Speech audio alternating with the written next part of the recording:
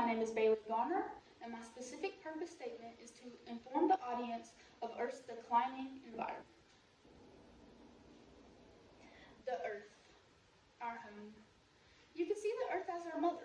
She feeds us, provides us with air to breathe, water to drink, and land to roam on. She protects us from the sun and many other things. And you can see us as her children. And we have not been too kind to her. We have polluted her air and water to so much that it is unbreathable and undrinkable at times. We have cut down her trees and forests using deforestation. And we have warmed her up so much that it is almost impossible to live here. And it will be in the near future. National Geographic defines pollution as the introduction of harmful materials into the environment. These harmful materials are called pollutants. Pollutants is anything that damages the quality of air, soil, or water.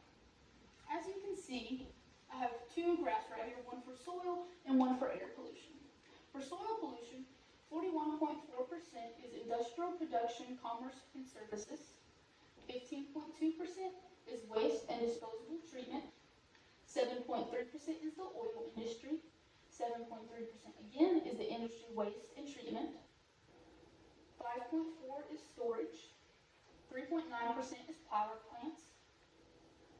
2.1% is transport spills, so cars and like oil spills. 1.4% is mining, and 0.9% is military.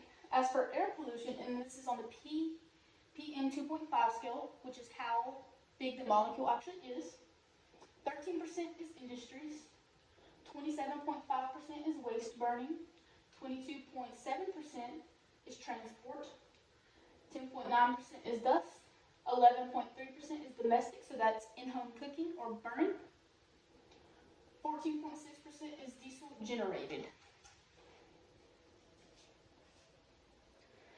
The definition of deforestation is the cutting down of trees for our own personal gain, such as making paper or firewood. Now, I know what you're fixing to ask.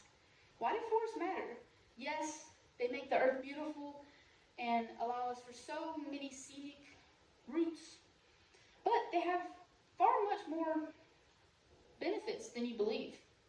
According to the WWF, the world's leading independent conservation organization, forests influence rainfall patterns, water and soil quality, and flood prevention. It's also home to many ecosystems and animals. Now, I personally don't want you coming to my house and destroying my house. I doubt they do either. Trees are also involved in the CO2 processes. As humans, we breathe in oxygen, let out CO2. The trees do the opposite of that. They breathe in and take in CO2 and give us oxygen to breathe. But with the increase in humans and decrease in trees, the CO2 emissions are getting out of control, which is also another form of air pollution because it destroys the ozone layer, which keeps us from overheating. Speaking of overheating, the forests are also responsible for 10% of global warming. That brings me to my next topic, a topic that is infamous and everyone knows about, and that is global warming. We've all been told as a kid it's going to affect our future, and it's a big impact and deal in today's society. Well, how close is that future? Let me just give you a number. 2 degrees Celsius. That is how high our surface temperature can rise until we're at a critical climate change environment. Now I'm going to show you a video. And this is from NASA. It is a NASA satellite. And it is global warming from 1880s to the 2020. According to NASA, from 1880, the average surface temperature has risen about 1 degree Celsius. We have 2 more until we have reached that critical limit. As you can see, once it gets towards 2020, it's getting more red and orange, which is not good. That means the Earth is heating up.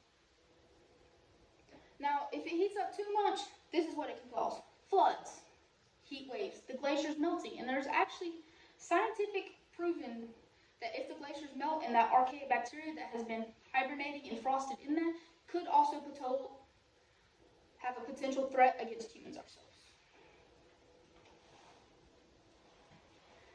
This is Mother Earth. This is what has been given to us. It is our home.